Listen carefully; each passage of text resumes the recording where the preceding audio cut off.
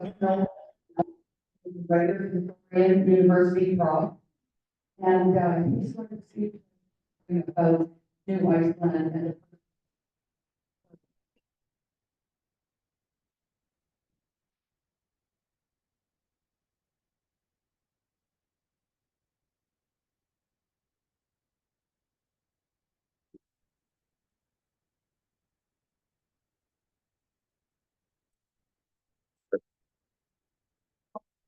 Thank you, Vivian, for the introduction. Can you hear me okay? No? Okay. Like this, maybe? Oh, is that better? Get better? Okay.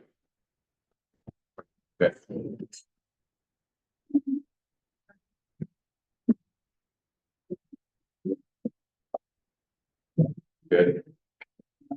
Good morning, thanks for the introduction, Vivian. How's everybody doing? Are you awake? Hopefully that's still the case. Do a story in 20 minutes or so. So just to begin, this is a big year. And later this year, some of you will take part in the 3 kilometer walk to the rock from here in Gimli to Willow Point. I know many of you have done that before for many, many years. It's said to be the place where the Icelanders first landed in 1875. This is an older photograph of that place. There's no monument there, of course, but this photograph was taken in 1958, possibly in the rock where it was originally located as in September rather than October. So the pilgrimage to the rock happened every year, but this year will be very special. That it's its 150th anniversary. It commemorates the arrival of the first Icelandic settlers on October 21st, 1875. There are no contemporary images of it. There's no photographs. There's no drawings made by the people themselves at that exact time. What we have, the most famous representation is this painting, which I know you're familiar with, the Landing at Willow Point by Iceland, which is now on display in the New Iceland Heritage Museum. We've seen it Thursday. Our wasn't there in 1875. He was born in 1884 in Iceland, and he came to Canada in 1910. He tried to use all the information available to create an image that represented what happened on that day. From the written accounts from people who were there, he tried to be as close as he could to what it would have looked like. And I think this has become a very iconic image. And one of the reasons for it is that you see those huge dark clouds that are gathering in the sky. People are sort of small in comparison to that enormous sky. And it's a metaphor for all the things that were to come. This group of people. And that's when 75. The painting was created for the 75th anniversary of New Iceland in 1950. That's when it was painted. The only contemporary image that we have of this group is this one, which I'm sure you've all seen as well. It's from the Canadian Illustrated News, a newspaper that included these drawings in it. And this is the group when they're at Sarnia, about to board a lake steamer to go to Duluth on their way to New Iceland. So this is definitely from 1875, but and possibly based on drawings based on like the people themselves as they were traveling. So I'm going to look at the people, this group of people, answer 4 questions. Why were they here? Why did they end up here on the west shore of Lake Winnipeg? Who were they? What did they find when they got here? And what happened? Most of what I'm going to tell you is drawn from my 2016 book, but some of it is new information that I've recently, some of it this year. Okay, so the first question, why here? Why were they here? In January, I presented to an INL webinar, and some of you were there, that focused on this first question. So I'm going to just summarize it very briefly today. So there were four circumstances that led to the creation of New Iceland. The first one was that it was an established policy of the Canadian government to grant blocks of land to immigrants as a way to encourage immigration.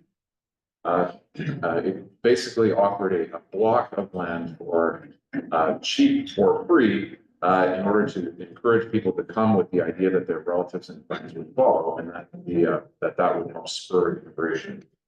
These reserves, called colonization reserves, were first introduced in 1872, and over the course of that decade, more than 1 million acres in Manitoba were reserved for various European immigrant groups. Probably the most famous, other than the Icelanders, is the Mennonites in southern Manitoba. The two Mennonite reserves, the East Reserve and the West Reserve, very large centers of Mennonite settlement. So this was an established part of government policy. And when the federal government was approached by John Taylor in Ontario to go to help the Icelanders, the federal government suggested, well, why don't you go to Manitoba and select a site for a colony? So that is what happened. They chose the southwest shore of Lake Winnipeg. Why? Why didn't they choose the rich prairie lands to the south? What was the reason? Why did they pick this particular parcel land? You have to really look at that decision in context. So this is a map that was part of a immigration pamphlet published by the Canadian government, and it shows the route of the projected Canadian Pacific Railway. The railway wasn't actually built until 1885. But this is the route that it was supposed to follow. It was going to go across the Red River at Selkirk, up through the Interlake, then cross at the Narrows, Lake Manitoba, and then proceed up to Edmonton. So one of the reasons why the Icelandic delegation picked this site was that it was the closest large block of land that was adjacent to the line of the railway. That was probably one of the most important considerations, that they imagined that once it was finished, the fish from the lake, produce from their farms would find a ready market with the railway. They would be able to get their products to market very easily. In 1875, they had no idea that the route of the railway would be changed further south and to go along the southern edge of the prairies. That was all in the future at that point. So that was a big reason why they chose. So as part of Canadian immigration and colonization policy, they made the decision in the context of the time. That's the big part of the circumstance here. Another circumstance was transport and communication. In the 1870s, Iceland was becoming more integrated into the immigration transportation network of the North Atlantic. This map also shows that. We've got the distance from Iceland to Scotland, the distance from Scotland to Quebec, from Liverpool to Quebec, showing how people would travel all the way from Iceland to the center of North America. You'll also notice on this map they have they're a bit. You see that chief wheat zone with grazing. So it's got Canadian Shield. It's called the chief wheat zone. So it's a little bit overly confident about the future of much of Canada. So transport and communication, there were shipping agents in Iceland and Britain who facilitated the movement of people who were paid bonuses by the Canadian government to encourage immigration, to bring people to Canada. And there were also agents that were paid by the Canadian government to distribute literature in Iceland, like this map was from. It was from a pamphlet, to organize parties of immigrants and to bring them to Canada. So there was a whole network that was primed to support Icelandic immigration just at the time when Icelanders themselves were interested in immigrating, and Canada moved in and said, yes, we want to recruit these people. Part of the reason that they did this is another circumstance, which is that influential individuals in Canada made decisions that supported Iceland and the value of Icelanders to the future of Canada. This included John Lowe, who was the senior civil servant responsible for immigration, but also the Governor General of Dufferin, who Lowe asked him indirectly through Dufferin's aide, does the Governor General, who's been to Iceland as an adult, does he think that they would be good settlers? Dufferin said yes. So based on that endorsement, Lowe mobilized the resources at his control to recruit Icelanders to come to Canada. So all of this, reserved land, subsidized recruitment and transportation, the actions of key individuals would not have mattered though if the Icelanders did not want to settle together as a group. In the meetings in Ontario and Wisconsin that followed the journey of the Icelandic delegation, the Icelanders reiterated their hopes of finding a united Icelandic colony that could settle together.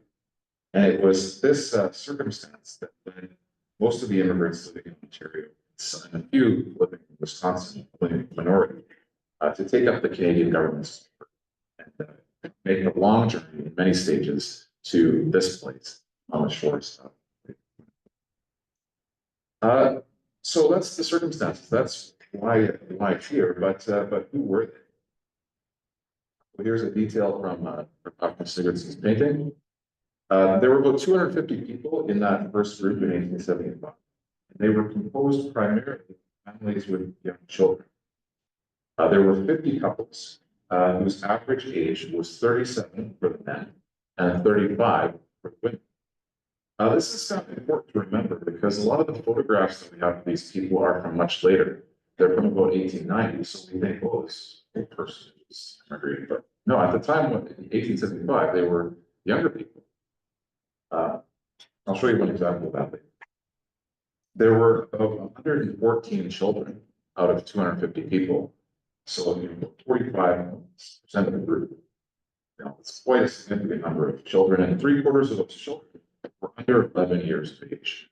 So a lot of young children in this group as well.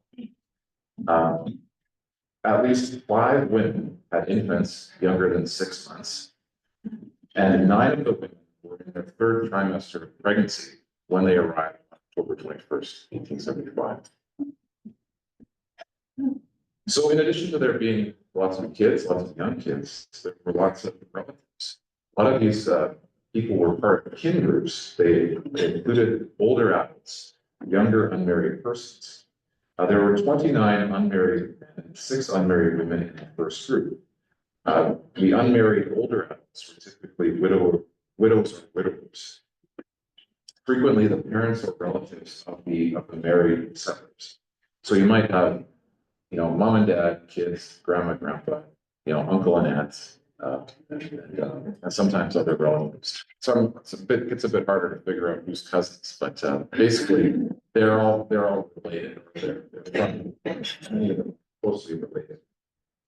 To give you one example, the 43-year-old widow of Jonas arrived in Iceland with her 2 sons, Joseph and Jonas Gudmundsson, aged 19 and 15. And a 21-year-old daughter, Ellie, was married to Sigurður Jónsson. Sigurður's father was a widower named Bjarn Jónsson, was also in the group. And he also had a half-brother. So you get these family groups that are part of that original group. So most people had a relative. It wasn't like they were individuals with no connections. They were people who were part of these family groups. Okay. Because they were closely related, many of them came from the same districts in Iceland. Virtually all of them came from the northern districts of Eyfjord, North and South Þingeyjarsýsla, and the rest came from adjacent districts of Dalvík. So it's mostly people from, see this on this pie chart, that the top, the northern counties or districts, these are the places where most of them came from. So, and this was the case generally for Icelandic immigration, but the New Iceland settlers in particular skewed towards being from the north. It was 72% of Icelandic immigrants in the early period, but 88% of them were settlers in New Iceland. Most of them had come to Canada in 2 large groups, 1873 and 74. Skoka and Kinmount stories, which I know many of you are familiar with. They were initially recruited by the Ontario government. From their contemporary letters and later recollections, one of the motivations, they wanted to live together in a group, but they also wanted to improve their economic circumstances. Simon Simon Arson wrote Although he and his family were relatively comfortable in Lindsay, Ontario, he said that there was little work, there was no future prospects for. So they decided to pull up stakes at head west. So that's a bit about who they were. Next question is, what did they find when they got here? I'm really excited to show you this next thing, which is this was just donated to the Archives of Manitoba in the last few years, and it's a map of the southwest shore of Lake Winnipeg from 1812. This is the earliest map that I know that shows the coastline, any kind of detail. And I'm going to leave the mic and just point to show you where the Red River is. It's a little bit difficult to see. So down here, Red River. Up here is Hecla, Miquelon, Big Island, which is called Beef Island on this map. I don't know why it's called Beef Island, but apparently in 1812 they were calling it Beef Island.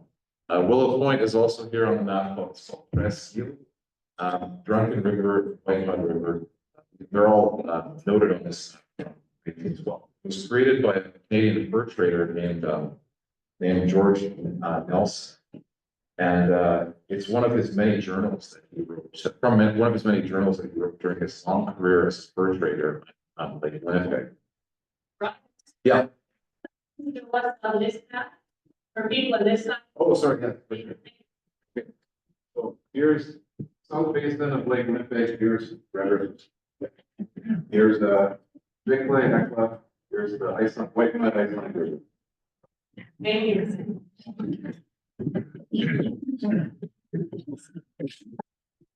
So this is a book of Nelson's writings from, this is a collection of his journals. It doesn't include the map that I just showed you, because that was separate after this was already published by Harry Duckworth, former professor at the University of Winnipeg. And if you're interested in fishing, this is the book is for you, because it's all about fishing. Most of it is actually, it's about fur trading. He's a fur trader, but they needed to live, they need to survive, they need to eat. So there's so much about how many fish they caught on each day. That's what most of the book is actually about. And he was not, it tells what's going on in this area. He was mostly at Dauphin River, but he does talk about this area as well. There was a Mr. Krabasa, who was a fur trader at the area that's San Mesa, in the early part of the 19th century. So the point of showing you all this back to is that the Icelanders they're not coming to a place where there's nothing going on. There's a lot going on here. There have been a long history of interaction within the fur trade going back more than 200 years by the time that they arrived. It's a complex sort of web of kinship and economics that's happening in this region between European fur traders and the indigenous people of the region, especially the Cree and Anishinaabe people. So that's the world that they are coming into. And with a little bit more research, I think it's probably possible to connect all the people that Nelson talks about in the early part of the 19th century with some of the people that the Icelanders met, like John Ramsay, who you saw the film about yesterday. It's definitely his relations that Nelson is talking to, but it's not exactly that connection is not exactly clear just yet. Now that's here's something that's brand new that I never saw when I was writing my book. Just found this. We're preparing the exhibit for the museum. We're looking through the original manuscript of the Gimli saga from 1973, which was put together by the Gimli Women's Institute. And the original manuscript is it's in the style of a scrapbook. So there are all these original photographs in there, some of which I'd never seen before. This was one of the pages from the Gimli saga. It was Mr. Everett of Fisher River was on a hunting trip with his father in 1875. And he saw the first white settlement. He served as a doctor with Indian herbal remedies. I'm sorry to say I haven't been able to find any information about Mr. Everett just yet. It's definitely possible to figure out more about his life. But this is one of the people that the first settlers would have met. Mr. Everett from Fisher River would have been Cree, would have been a Methodist, was a Methodist mission at Fisher River, and would have probably been from the area of Norway House, because the people who settled at Fisher River were originally from Norway House. There were others that were here as well with them. That there was a party of surveyors that arrived with the Icelanders, headed by George McPhillips. Some of you might have drove out here on McPhillips in Winnipeg before you came out. Same for the surveyor. So they're not alone. They're surrounded by a rich social context that they come into and eventually become part of. Last part of the last question is what happens. So they came here hoping to build a new life for themselves, to establish a future for their families. And as all you know, it didn't work out. Many they found, unfortunately, was in many cases. And this is one document that speaks to that story. It's Nelson Gerard sent me this one. It's Sarah there, also mentioned earlier. This is a list that he created of people who had died in the area of Artemis in 1876. And there's 10 people on this. 4 of them are children, 6 of them are adults. They've died of scurvy in the first year, smallpox in the second year, and other diseases and ailments as well. So, some of them are quite young, in fact, but in addition to children, they're adults sort of in the prime of life, but they died within a year of arriving here in the US. There was quite a bit of mortality in the very first group. So within a year after arriving, many of them only found the grave place. Some of them, those that survived, they tried to become settlers. And another thing that happened was there was a tendency for people who were related to one another, of course, people from the same district, to settle together, to be, to claim homesteads adjacent to one another. And see if this does this mic work? Mic's on. Okay, so show you here. So these 2 homesteads. So if we look here, this detail is from Kelvik. So Kelvik is here, so the Gimli, and it's this area being shown on this map. He combined the Icelandic place names with the survey grid of the Dominion survey. So Benedict Harrison, he was living beside his brother-in-law, and another brother lived down here. And here was 2 friends who were neighbors in Iceland. They settled together. These were people from the same district in Eyfjord. So they're all claiming land in places where they're close to people that they know. That was basically what happened during the initial phases. And often these are multi-family, multi-generational communities, farms. Homesteading was extremely difficult. People were not experienced at evaluating the quality of land, and the quality of land within Iceland is uneven. There are some places that are better than others, and in a lot of cases, they picked their land in the wintertime when it was covered in snow. So they didn't really know necessarily what they were setting up. Families sometimes work diligently to clear the land,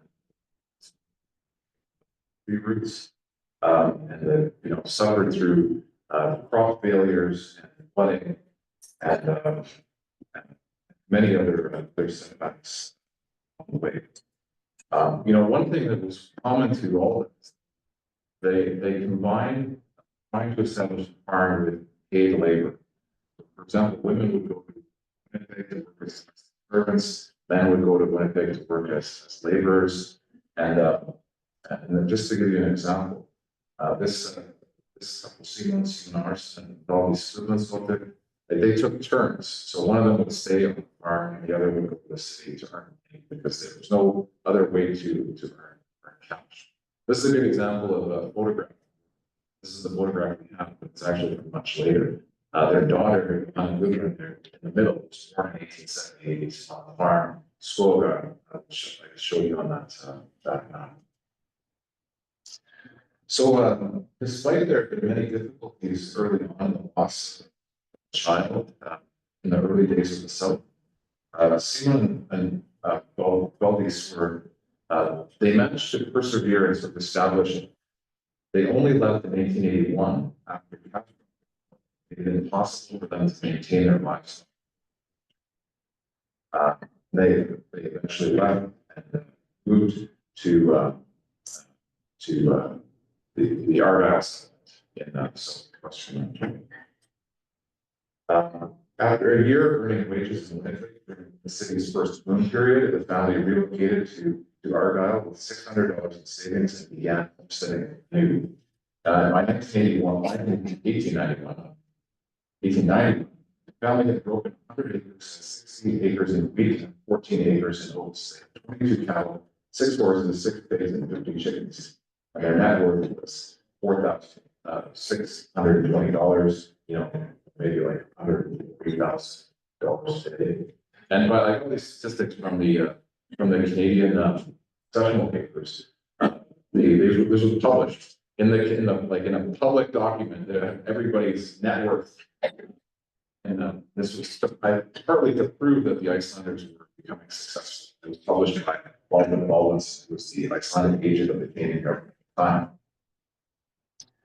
So, Simon and Valdis started out here. They were part of that first group in 1875. They struggled through those first years, and then they ultimately had to abandon their here and then move to Argyle, where they became successful farmers, and then retired to Selkirk and lived with their daughter, Johanna Gudrun, who's in this picture thing as well. Valdis died in 1923 at the age of 88, and Simon followed her 4 years later at the age of 87. So they were successful settlers, and their trajectory of their lives was not dramatically different from any of the other original Icelandic reserve settlers. They tried to build a life combining homesteading and wage labor by benefiting from their networks, their family, friends, their kin, helping each other. Self-provisioning by combining fishing and gardening with wages, and that was ultimately they were able to build it by themselves in Canada after the difficult beginnings here in the Iceland. As all of you know, there was a lot of migration from the West. In 1878 and 1870, more than 50% of the original settlers for Winnipeg and then the exodus became general in 1880 and 1881 during the war. That's when Simon and Valdis, because in some cases it destroyed their day, they had their outbuildings swept away into the lake if they were close to it. In 1897, when New Iceland reserve status rescinded, only 12 members of the original of 250 still lived in the colony. Most moved, but of course by that time there had been others that had come along and had settled where on the farms that had been abandoned during the flooding and difficult times early on. The rest went on to communities in Western Canada, States. When I was doing the research, tracking people's lives over time. This first group, what happened to them? Where's their obituary? Find their obituary. Where were they living at the time? And there was a lot in Winnipeg, but also people who moved to the West Coast in their later life as well as Blaine and Bellingham, Point Roberts, or Hoover, or Mainland. So that's what some of the things that most the original settlers of Iceland. I think there's still scope for people to do more research on this subject to learn more about who these people were and what happened to them. Not to be an interesting research project for somebody else to. So thank you so much for your kind attention. I'm happy to take any questions that you.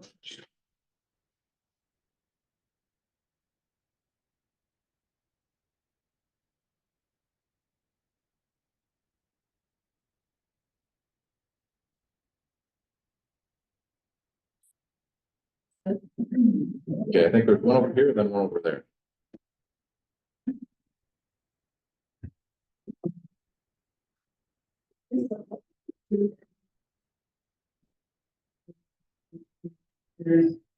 Yeah. New York City, and laid up kind of. Okay, yes, good question. Route on this map here, it looks, there, it looks like it's pretty easy. You just go to Quebec and you get on the train and go, but that train, those tracks didn't actually exist. You know, they would go from, say they lived in the north of Iceland, goes from there to Scotland, often in very uncomfortable circumstances, because people sold their livestock. They sometimes travel with their livestock. So they go to Scotland, then they go to Glasgow, maybe they go to Liverpool, and from there to Quebec. Take the train from Quebec to Toronto, take another train from Toronto to the lake ports, take a lake steamer from Sarnia, Collingwood to Duluth, take a train from Duluth to the Red River, take a flatboat from the Red River to Fort Garry, and then row your boat up the Red River to the mouth. And then in the case of the first group, then they were told by the Hudson's Bay Company steamer to Willow Point. On the cover of my book, this is the only picture that exists. I know. This one was taken at Norway in 1880. That's the boat that towed the first group to Willow Point. So I hope that answers your question. Basically, it was a long journey in many cities. Do we know how like when they left Northern Iceland? How long the trip was? Yeah, when they left Iceland. In the case of the first group, many of them were already in North. They were a month, once they from Toronto, they were a month in transit in 1875, but those people had mostly been in Canada for a year or two by that time. Yeah. I just want to know when were they able to leave their Hudson Bay tent and move into their first lot. Oh, that's that. They had,